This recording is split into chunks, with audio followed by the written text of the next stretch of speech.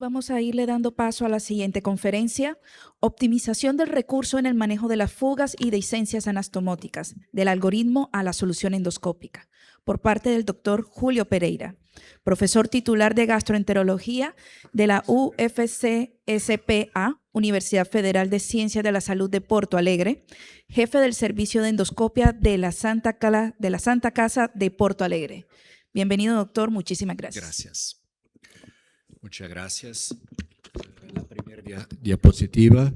Me imagino que prefieren que hable en portugués. ¿Quieren que yo fale portugués o prefieren español? En primer lugar, muchísimas gracias por estar nuevamente en Colombia. Es un honor para mí conocer esta linda Santa Marta y agradecer a toda la comisión organizadora por la invitación.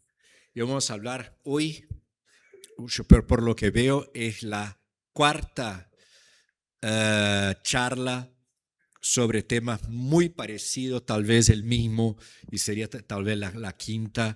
Y yo cambié la charla en el medio, en el almuerzo, para resumir y no colocar las cosas muy bien colocadas por el doctor Preciado y el doctor Sanduches, como él mismo dice, Andrés Sánchez, que es la técnica del sándwich.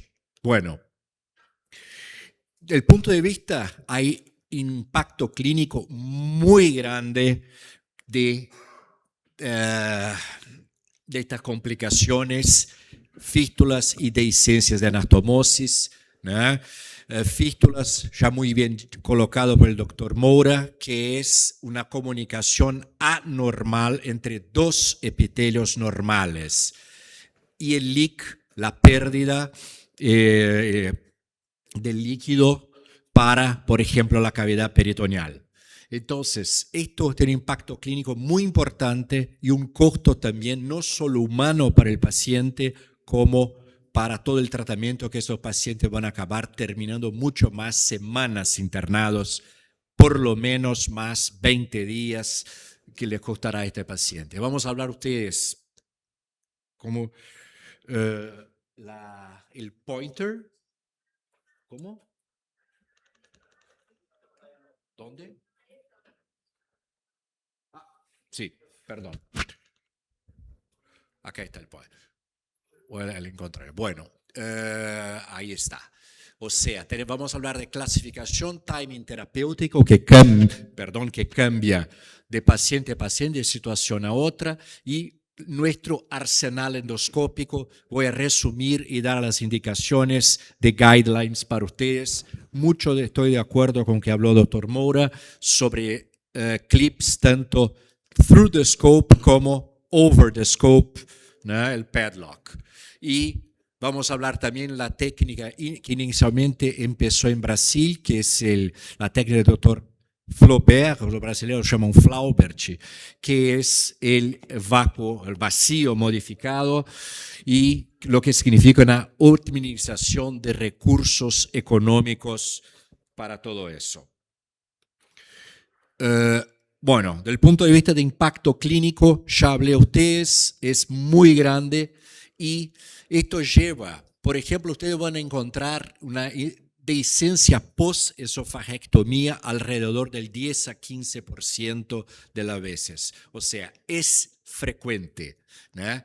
Post-sleeve gastrectomy, post-manga gástrica, es menos frecuente, pero más difícil de tratar endoscópicamente. Y como estos pacientes tienen mejor condición física, la mortalidad es menor.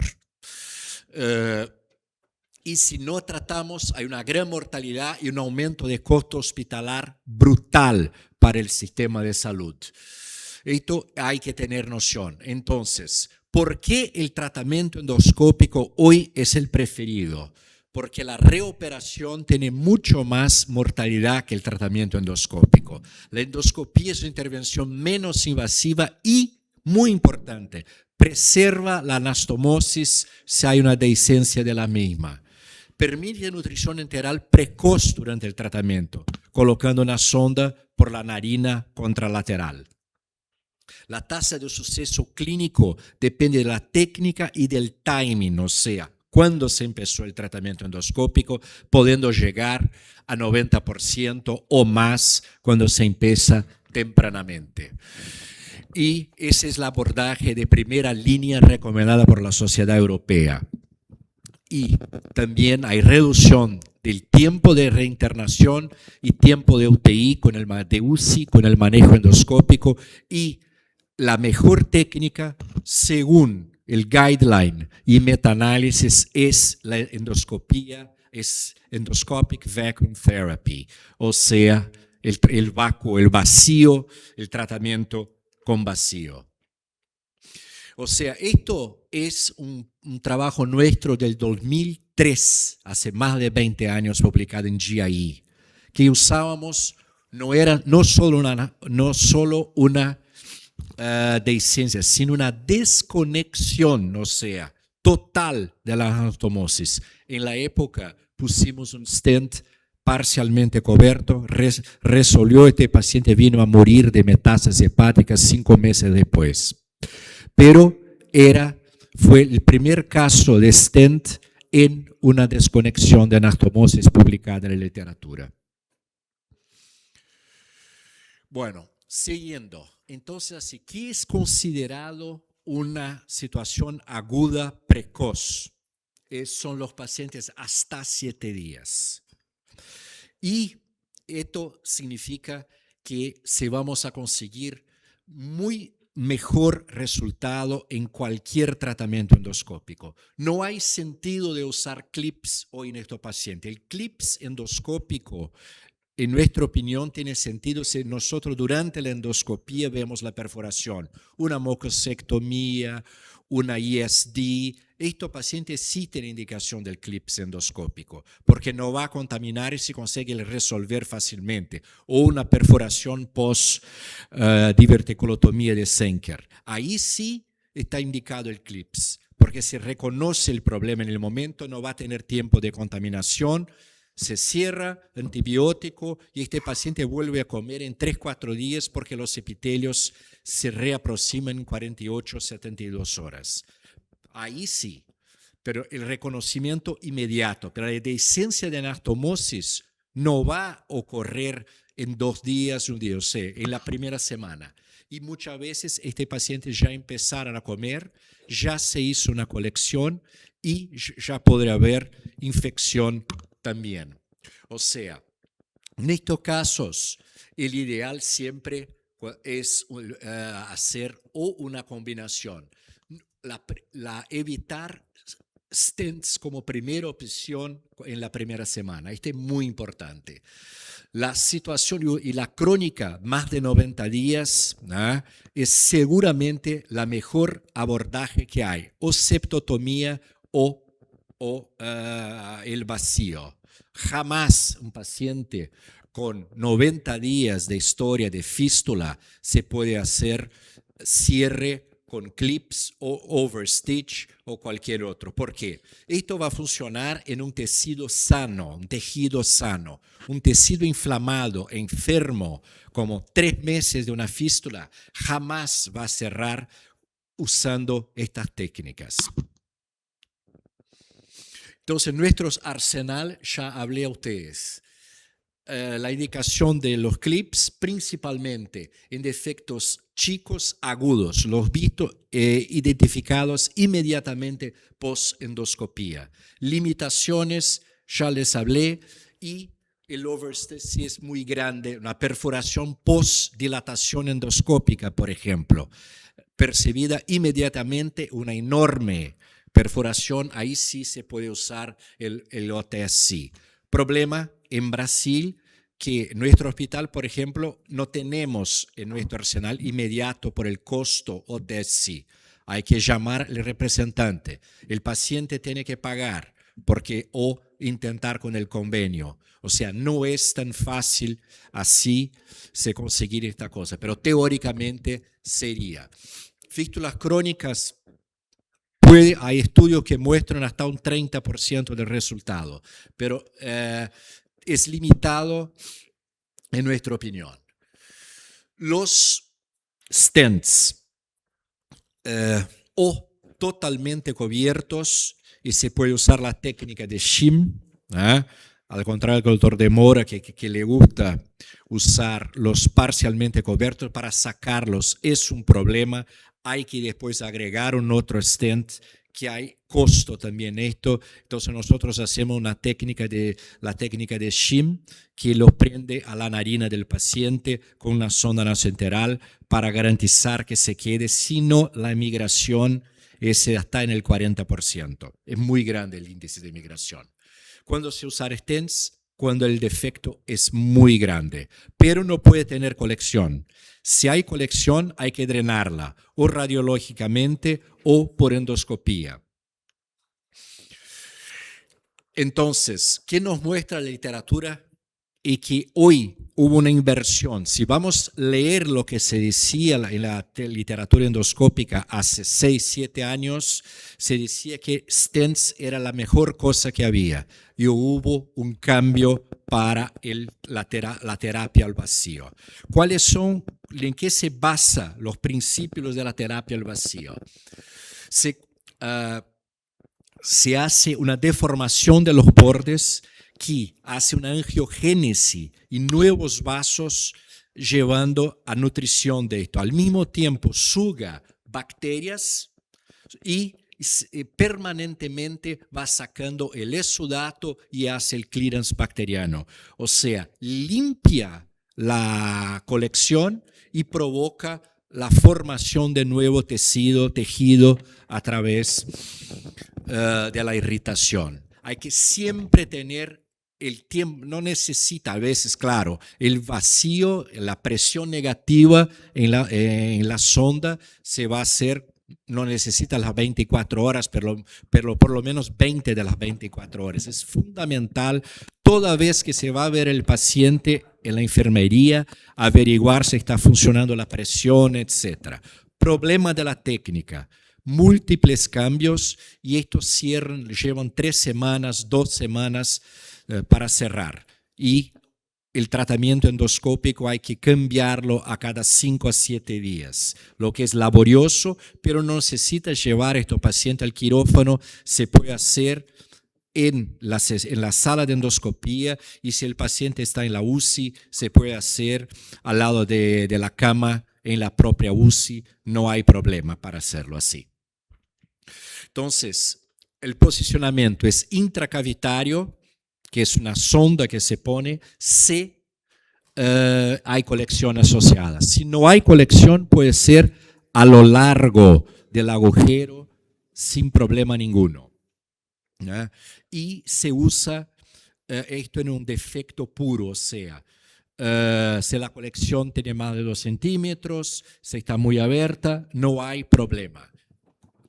Es una cosa muy fácil de hacerlo y nosotros lo hacemos, ejemplo del doctor Mori, creo que usted también, el doctor Sánchez, acá nos mostró hoy, lo puede hacer de forma artesanal. ¿Cuál es las ventajas del uso de la técnica artesanal? El costo es muy bajo, se necesita una sonda nasogástrica, gase, hilo para marcar, hilo guía y aguja para hacer múltiples y múltiples agujeros en la sonda. El talle de la sonda va a depender también del talle de la perforación o de la, no de la perforación, ni siempre perforación, sino del agujero en el paciente. Esto sí que va a depender.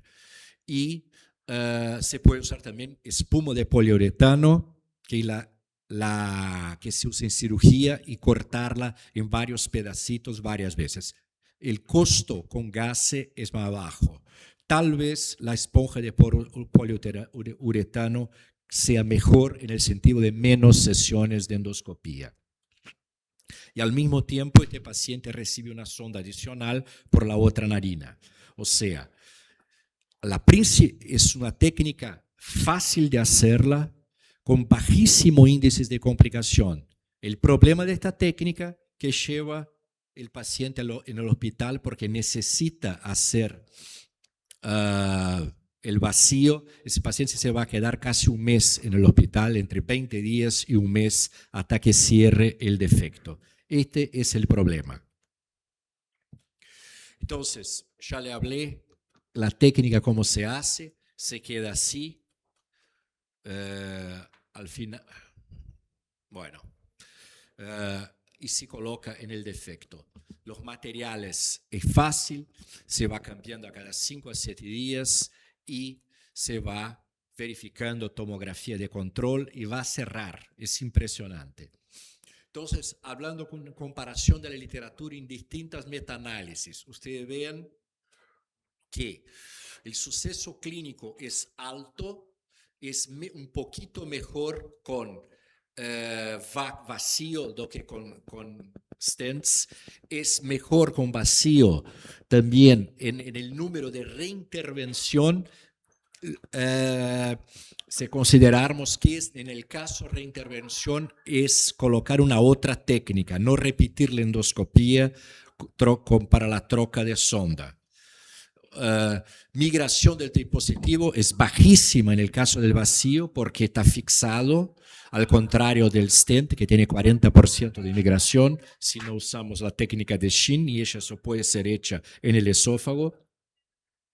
No hay ingrowth de tejido, la mortalidad general es igual. O sea, el vacío en metaanálisis, en estudios, es mejor que el stent.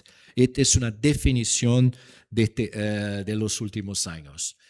En suma, si usted tiene un defecto transmural del tracto gastrointestinal alto confirmado, llamado agudo, con menos de un mes, crónico, a partir de 3 meses, hay que verificar.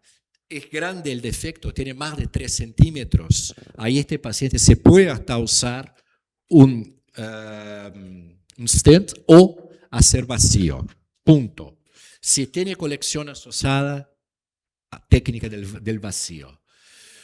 Si es crónica, o sea, más de 3 meses, es septotomía con drenaje, pigtail, o septotomía con vacío o solo vacío prolongado es lo que es posible. No hay, muchas veces se tiene que juntar 2 técnicas distintas. Ustedes reparen que en momento alguno hubo en esta charla indicación quirúrgica en estos pacientes. Es muy raro necesitar operarlos porque estas técnicas tienen una eficacia superior al 90%.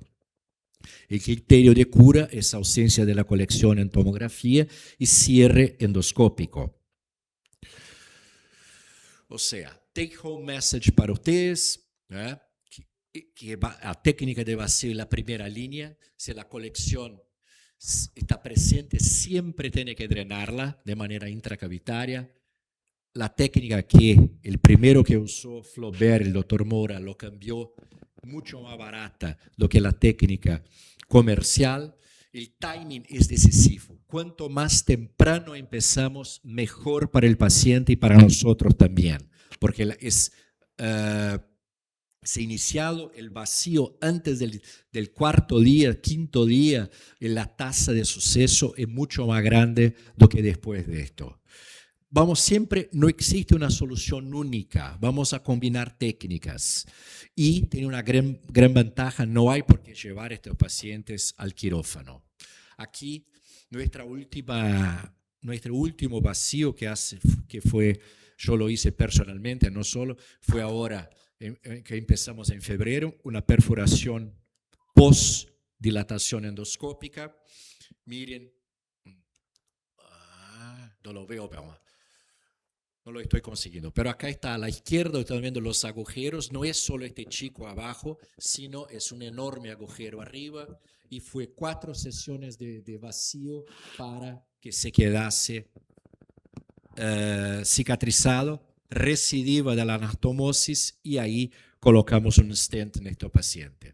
Entonces, muchas gracias por la atención, y la endoscopía de rescate no empieza en la sala de endoscopía.